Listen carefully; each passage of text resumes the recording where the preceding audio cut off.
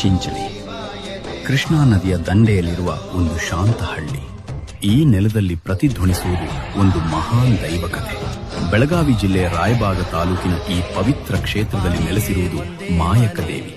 ಈ ದೇವಿಯು ಮಹಾರಾಷ್ಟ್ರದ ಅಟ್ಪಾಡಿ ಭಾಗದಿಂದ ಬಂದಳೆಂಬ ಭಕ್ತರ ನಂಬಿಕೆ.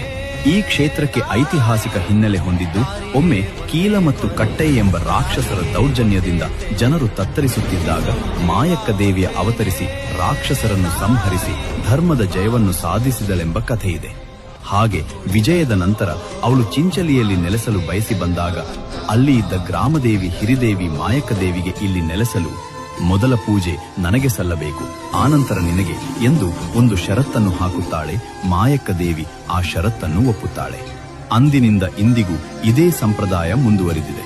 1881ರಿಂದ ಈ ದೇವಸ್ಥಾನ ಭಕ್ತರ ಆಸ್ಥೆಯ ಕೇಂದ್ರವಾಗಿದೆ. ಪ್ರತಿ ಭರತ ಹುಣ್ಣಿಮೆಯಂದು ವಿಜೃಂಭಣೆಯಿಂದ ಜಾತ್ರೆ